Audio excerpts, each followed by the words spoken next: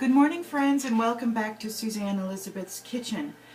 This morning I am making a quiche Lorraine because I have a friend coming over to give me a sewing lesson. I bought a sewing machine. It's still in the box, and my neighbor Barbara, who is 70-something, is going to come over and help me to get the machine out of the box, set it up, and start sewing.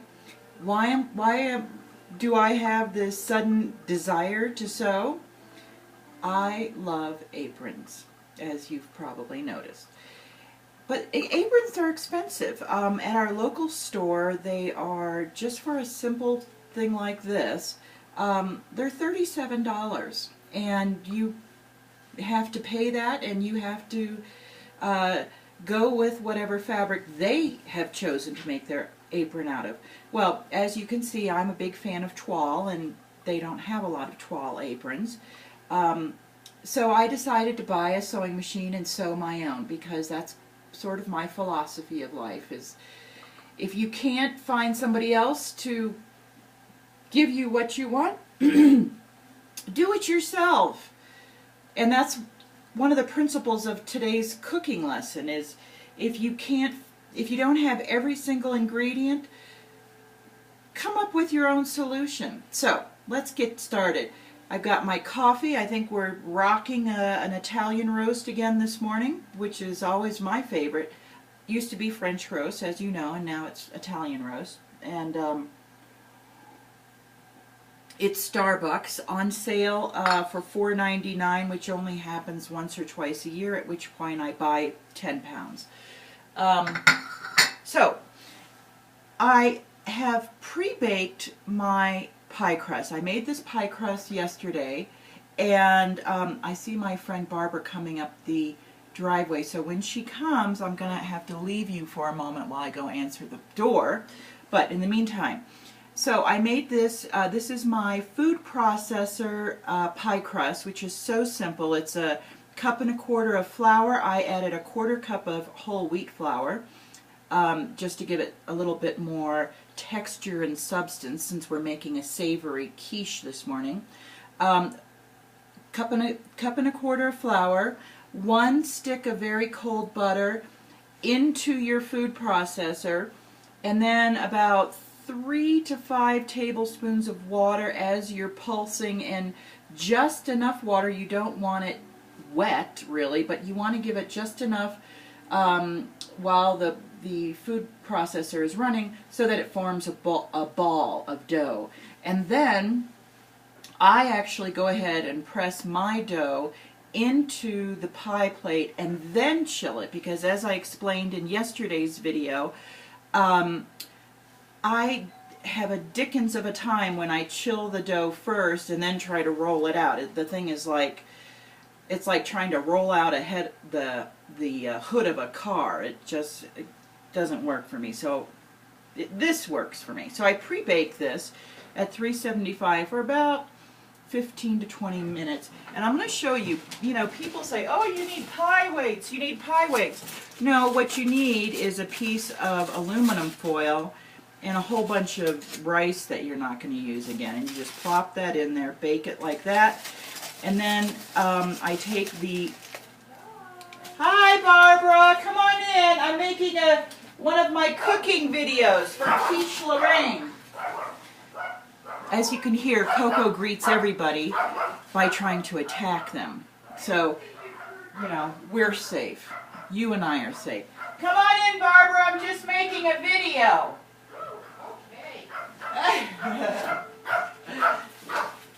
So I take the pie weights out for the last 5 minutes so that the bottom of the pie crust can bake a little bit.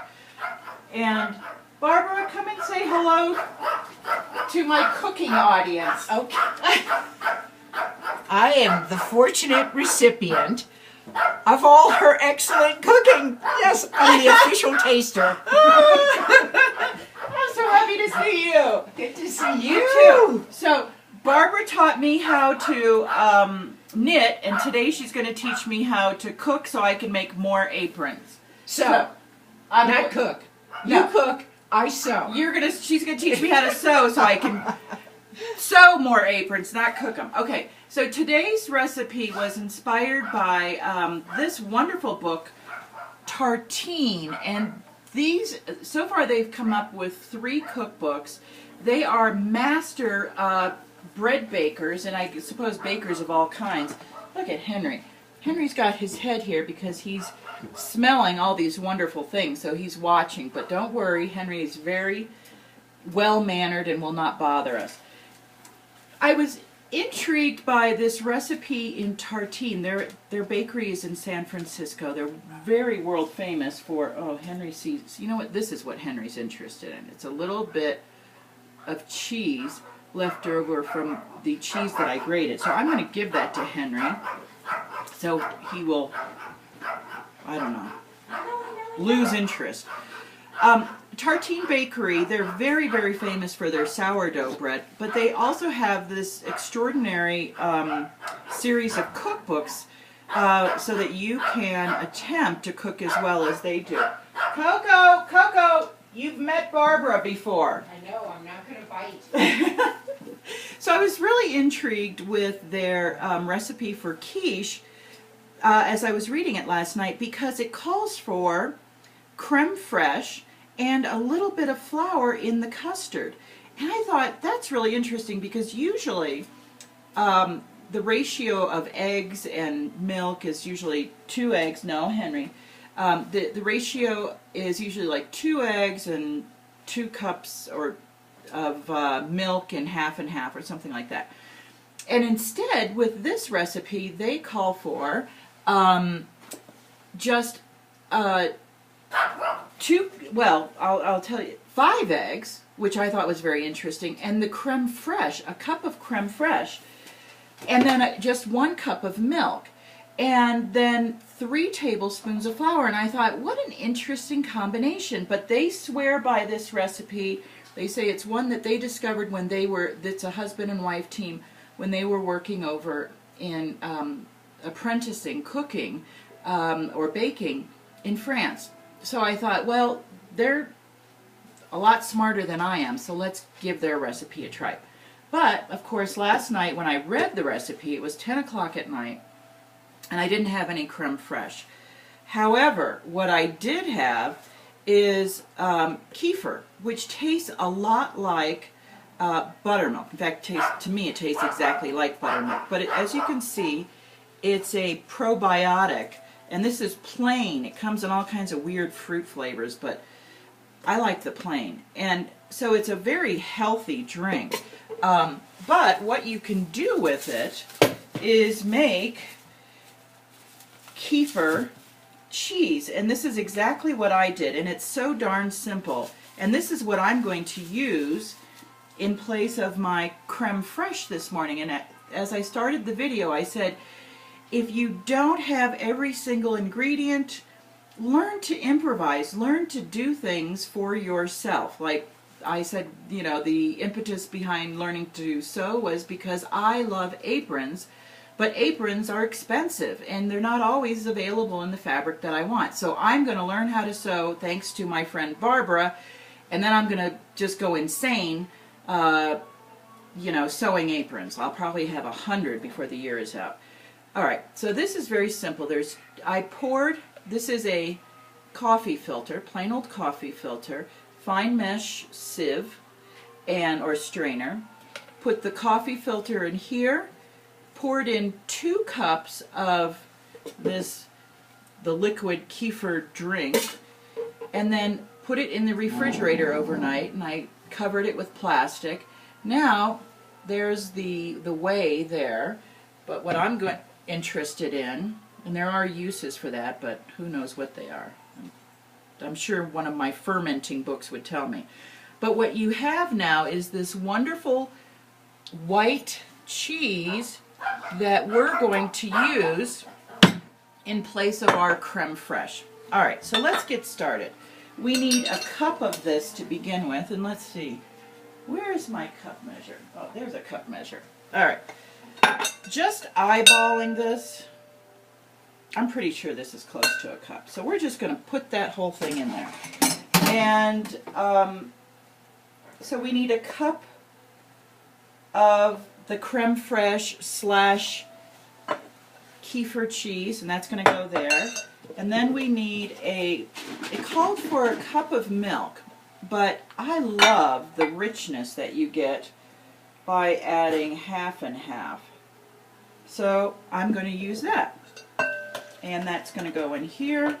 And I'm going to get my whisk so I don't make as much of a mess as I usually do. And so here we go. Just whisk those things together gently so you don't make too much of a mess. And then, and this is the part that I found very interesting, the addition of flour. So we've got 3 tablespoons of flour here, and they say to add in 1 egg, and let's see if I can whisk this. And whisk until it's smooth. They say you could also use a mixer. They say to use a standing mixer. You could use a hand mixer. You could also use a whisk or a fork. You know, as I say in all of my videos, the idea is that you should get into the kitchen and cook, not spend $100,000 equipping your kitchen before you feel that you can get into the kitchen and cook. So I believe that you should use what you have and, you know, buy the best equipment as you can, but also be aware that you can make do with what you have and create wonderful dishes. I mean, if you've ever seen, and here I've added the other 4 eggs, so I've got a total of 5 eggs with the 3 tablespoons of flour. If you've ever seen Jamie Oliver's shows, I love his programs because half the time it looks like he's cooking in a garden shed, and the other half of the time he's actually cooking out in the garden over a pile of rocks and a oven rack that he's built a fire over or underneath. And yet he creates the most wonderful dishes, and you know, is obviously a fantastic cook. And so that's, I think, the real message in his shows, which I love and fully embrace, is that you should work with what you have and let that inspire you.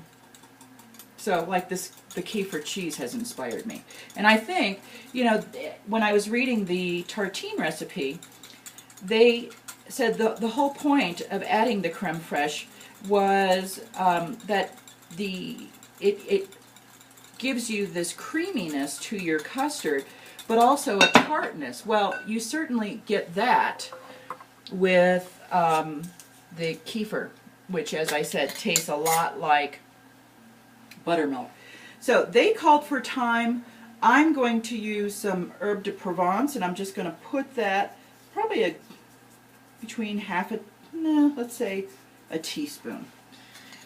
I'm adding that just because I really like the mix of French herbs that you get in there.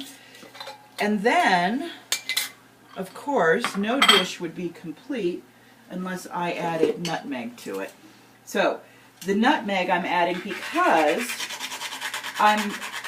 this is obviously quiche, and there's a lot of egg in there, which is a wonderful, nutmeg is a wonderful accompaniment to egg. But also I'm adding Gruyere cheese, which, as you know, it's a Swiss cheese and it has a rather strong flavor. And see, I'm finding that I have a little bit of flour down here at the bottom. So guess what? Now I'm going to bring out the hand mixer because I really want to make sure that we don't have any lumps of flour. That wouldn't be any fun for anybody to bite into. So the Gruyere cheese, as you know, it's a type of a Swiss cheese, and it has a really strong flavor. Delicious, but it's a strong flavor. And so the nutmeg, and I'm going to grab some salt and pepper. The nutmeg is a wonderful accompaniment to that Swiss cheese. All right, so now, as you can see, we've got that well mixed. And I'm going to grab the salt and pepper and throw this in here. And then we're going to add the eggs to the kefir and milk combination. And then we'll mix those up.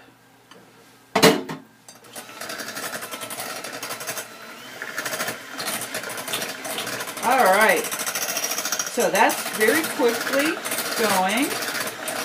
And now we're going to add the ingredients. And so here we go. Here's my cheese, and I'm going to add, this is about 3 cups of the grated Gruyere cheese. And what I did was, and this is again one of the things, one of my shopping tips, is I buy my cheese in blocks rather than already shredded, because I just think there's more value for your money that way. I think you end up saving money. What I'm doing as I'm talking is I have about half a cup of very nicely diced onions that have been sauteed in butter, and some, I think probably 3 or 4 pieces of bacon that I just fried and cut up, and I'm just putting those.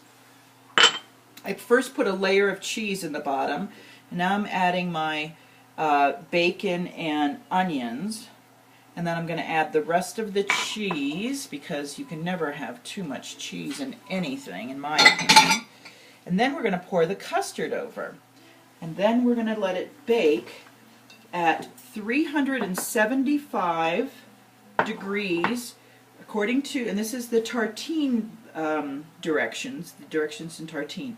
375 for 10 minutes, and then 325 for an additional 30 minutes. And I would say keep an eye on that, because in my experience, quiche tends to take longer than what you expect. I mean, you don't want it to dry out, but you may actually need an additional 10 minutes. So just give it a test. And here we go. Look at this gorgeous quiche. I have great hopes that this is going to turn out beautifully. So thank you for joining me again in Suzanne Elizabeth's Kitchen, and I'll see you next time. Bye.